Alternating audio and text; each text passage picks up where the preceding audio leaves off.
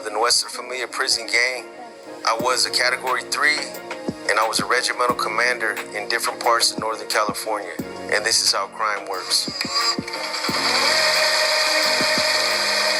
I've been to San Quentin, Pelican Bay. In the early 90s, they put us out there with Southern Mexicans and the Aryan Brotherhood, the Nazi lowriders. Those were our enemies. They were putting us out there on the yard together, and we were going out there fighting. If you were crafty enough to bring a weapon out, we'll try to kill each other.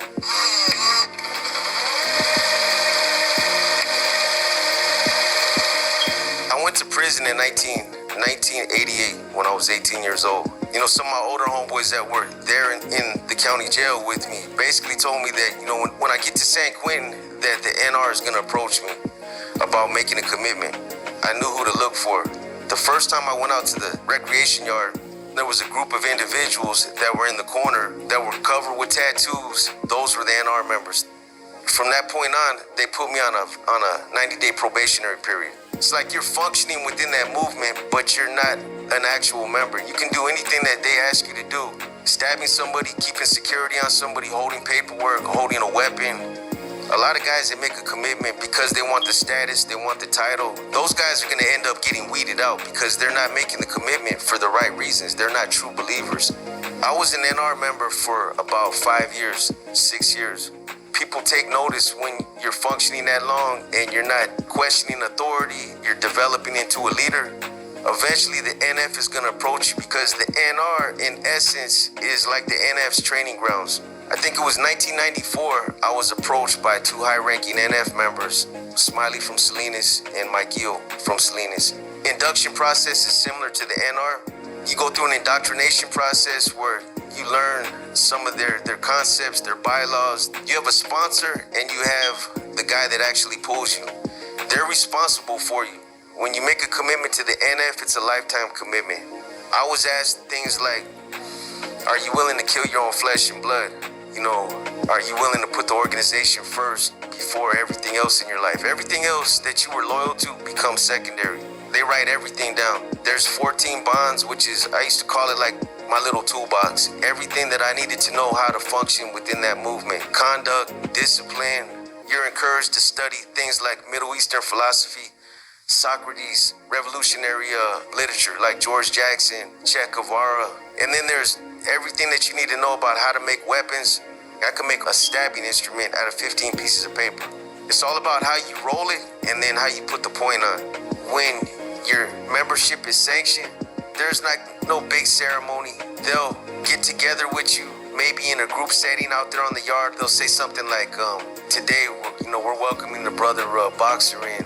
Me, I was right there in San Quentin on the yard, and it was done similar. Hey, this brother's a carnal now. He's a familiano. From this point on, he's a member of the mob. It's like I felt like I reached a pinnacle, a point in my career where I had really accomplished something. Everything that I've done, it was all worth it.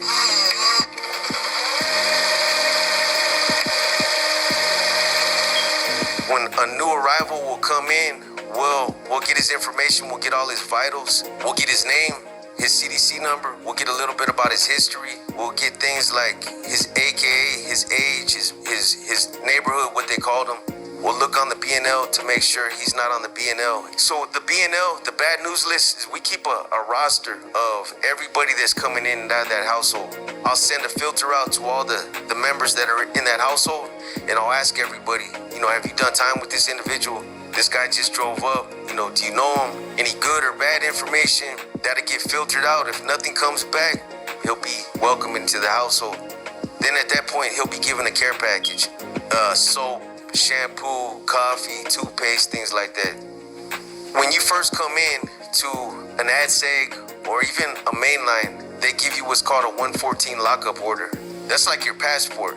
The gangs, they're gonna ask you for that. But the only way you're gonna get a lockup order is if they freely give it up. That's the only way we're gonna get it. It's gonna say on that lockup order, whatever gang that you're affiliated with, it's gonna say things like if you got an S on your jacket, like a sex offense or something, it's gonna say it right there. So somebody like that, you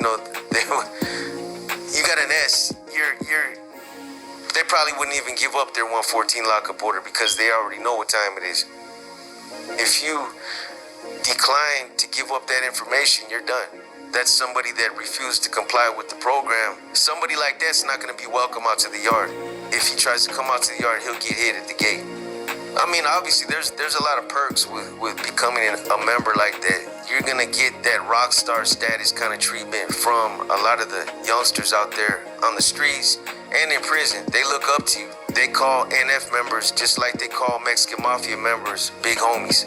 But you're going to have a lot of access at money.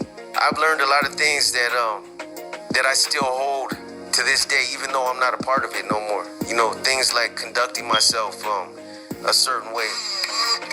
This settlement check completely changed my...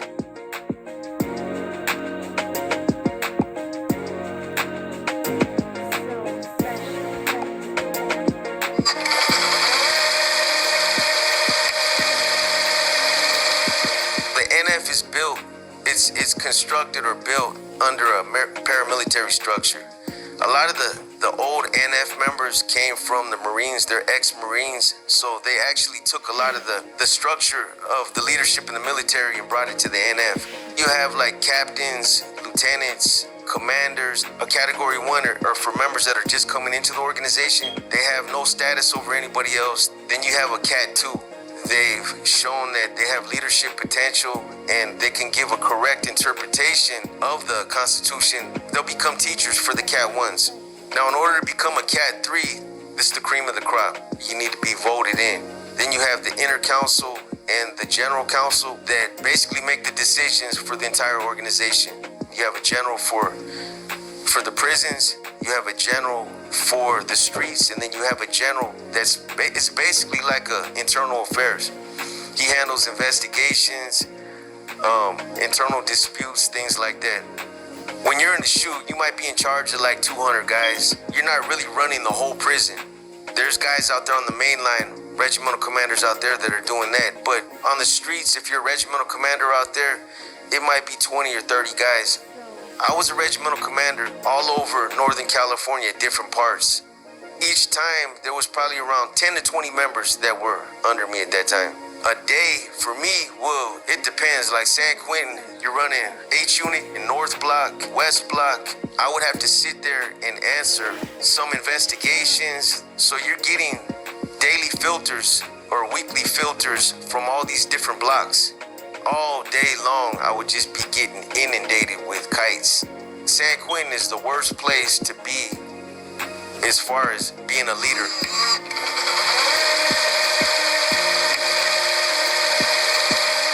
The main rivals for the NF are the Mexican Mafia. They're following the Sureños. And then you have the Aryan Brotherhood, and they're following the whites. Out on the main line, it's mixed. Everybody's mixed out there. The Norteños, the Sureños, the blacks, everybody's mixed. If you're talking about in an ADSEG type of environment, a SHU program, everybody's kind of segregated. I spent all the 90s in the SHU program. When you see us out there on the yards and we're doing burpees and we're doing exercises out there, we're not out there doing that because we're just trying to get karate bodies and just trying to look nice, right? We're training for a war.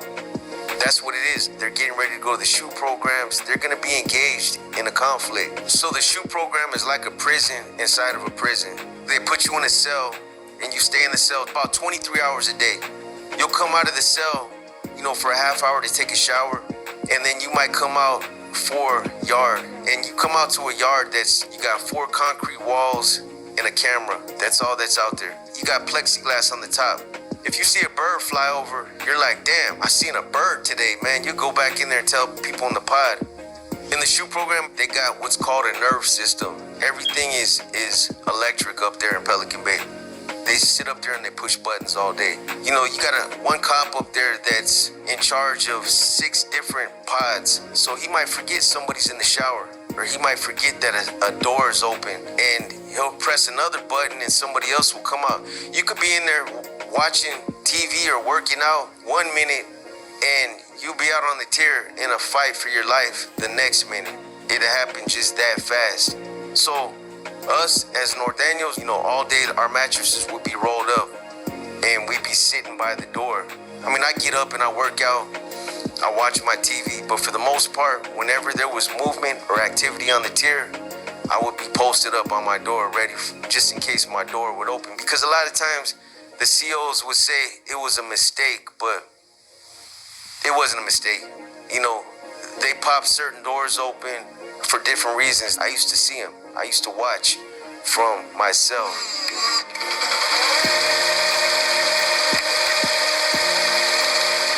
There's a lot of different places out there on the yards to bury weapons. Inside the buildings, up on the, like in the little rafters, we obviously know where they're at, under sinks or in the walls, buried. They keister it, you know, to move a weapon from one place to another.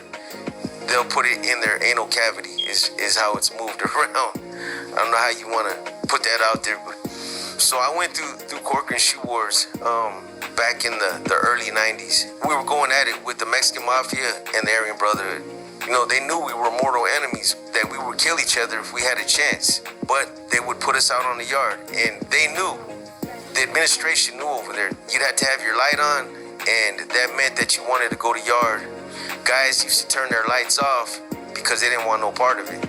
But those of us that remained active, we turn our lights on and we go out. It's like a little enclosure before you get out to the yard. And the yard's like a little, it's kind of shaped like a piece of pie.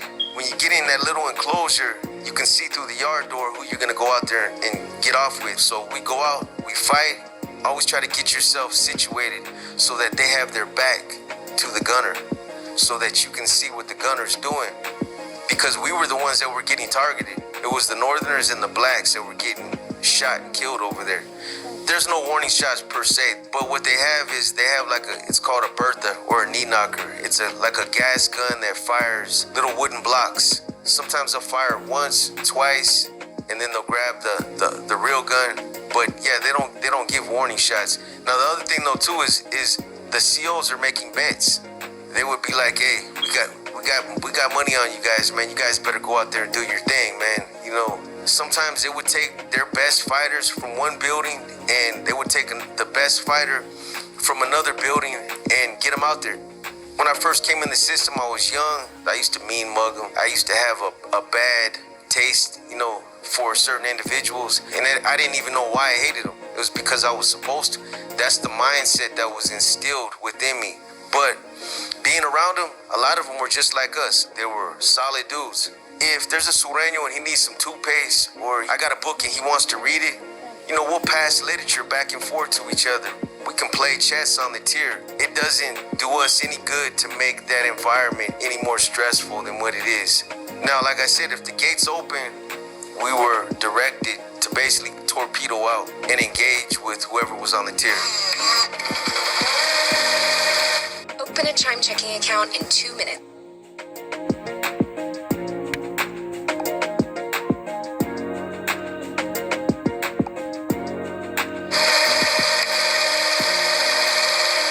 If we were going to take off on staff, the guards, our politics might get set aside for a bigger purpose, to where, yeah, we might come together to go against the administration.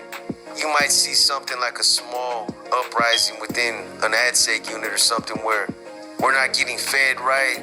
They're tearing up ourselves and disrespecting, you know, personal possessions like pictures and things like that, where everybody says, you know what, we had enough. Let's just all board up, blocking your window so that they can't see in there, which basically forces them to have to come in there and cell extract you. It's something that I was personally involved in before in Susanville. You know, when we were going through the Corcoran Shoe Wars, people might debate this, but a lot of the COs were split as far as who they favored in that war.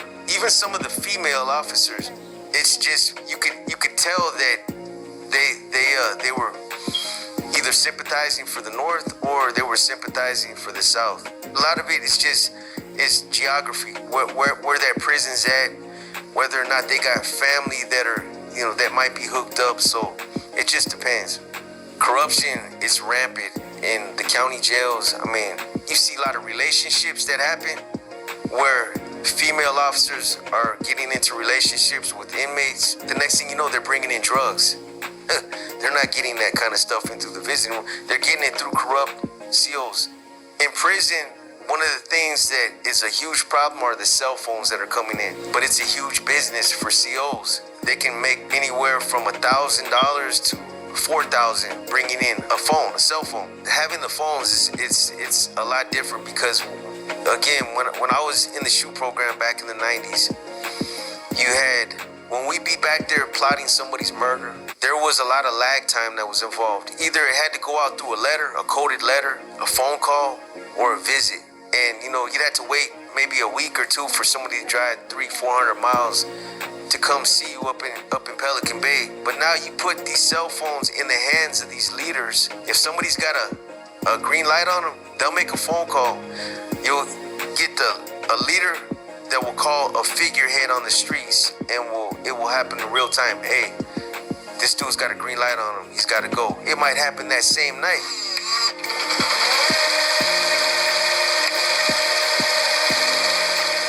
Let's say somebody came on the tier. I was on the tier in the ADSEG or something, and he was like 6 cells down.